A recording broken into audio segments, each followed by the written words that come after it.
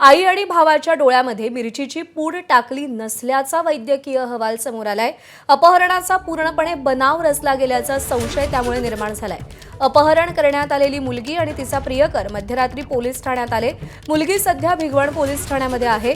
मुलाला घेऊन पोलीस अज्ञात स्थळी रवाना झालेले आहेत, पण भावाच्या आणि आईच्या डोळ्यात मिरचीची पूड टाकली नसल्याचा वैद्यकीय अहवाल समोर आलेला आहे आणि त्यामुळे या सगळ्या प्रकरणात नेमकं काय घडलं हा प्रश्न आता अधिक बळावताना आपल्याला दिसतोय। जयदीप भगत आपले प्रतिनिधी आपल्याला या सगळ्या संदर्भात अधिक अपडेट देतील।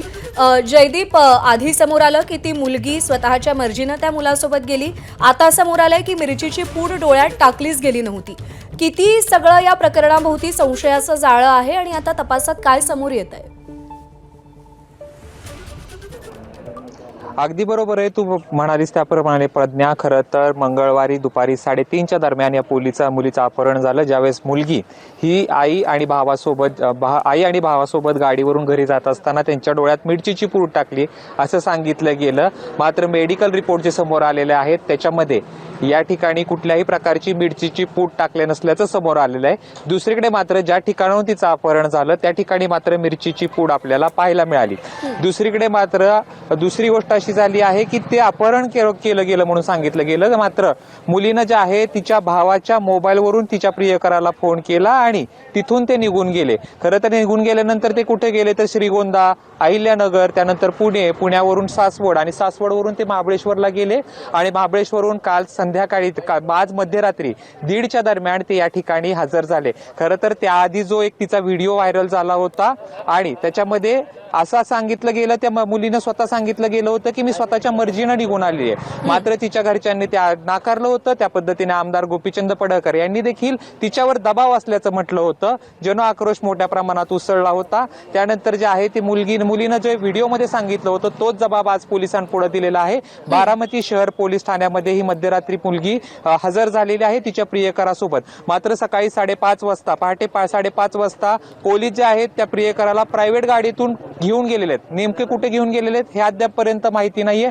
पोलीस याबाबत कमालीची गुप्तता पाळताना आपल्याला पाहायला मिळत आहेत। तर या ठिकाणी आपण बघू शकतो बारामती शहर पोलीस ठाण्याबाहेर मोठा जो आहे तो पोलिसांचा बंदोबस्त तैनात करण्यात आलेला आहे। खरं तर या ठिकाणी 1:30 वाजता मुलगी आली, त्याच्यानंतर मुलीनं जबाब दिला साधारणतः 2:30च्या दरम्यान आणि त्यानंतर जे आहे ती मुलगी याच बारामती शहर पोलीस ठाण्यात असल्याचं सांगितलं जातंय।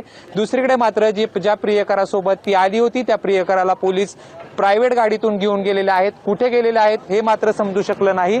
असं जरी असलं तरी या ठिकाणी पोलिसांनी तिच्या मुलीच्या घरच्यांना या ठिकाणी तिच्याशी बोलण्यासाठी बोलवलं होतं, मात्र जी माहिती मिळते आहे ती मुलीच्या घरचे या ठिकाणी यायला तयार नाहीत अशी माहिती मिळते। आता नेमकं या पद्धतीनं कशा पद्धतीनं मुली तपास केला जाणार हे पोलिसांकडून कशा पद्धतीने केला जातो हे पाहणं महत्वाचं असलं तरी या ठिकाणी ज्या घटना घडता आहेत त्याच्यामध्ये मात्र पोलिसांकडून कमालीची मागच्या काही तासापासून जे आहे ती गुप्तता पाळण्यात येते। ज्या पोलीस अधिकाऱ्यांशी बोलण्याचा प्रयत्न केला जातोय ते पोलीस अधिकारी फोन उचलला, त्यामध्ये नेमकं पुढे काय होणार हे प्रश्न जे आहेत ते आता सध्या अनुत्तर येते। असं जरी असलं तरी या ठिकाणी जे आहे मंगळवारी जी मुलगी गेली होती ती आता आज मध्यरात्री 3:30 वाजता बारामती पोलीस ठाण्यामध्ये दाखल झालेली आहे। आता नेमकी याच्यामध्ये कशा पद्धतीने पोलीस कारवाई करतात, पुढच्या घडामोडी काय होतात हे पाहणं महत्वाचं असणार आहे। प्रज्ञा, बरोबर आहे। त्यामुळे आता या सगळ्या प्रकरणात आणखी काय खळबळजनक खुलासे समोर येत आहेत याकडे लक्ष असेल।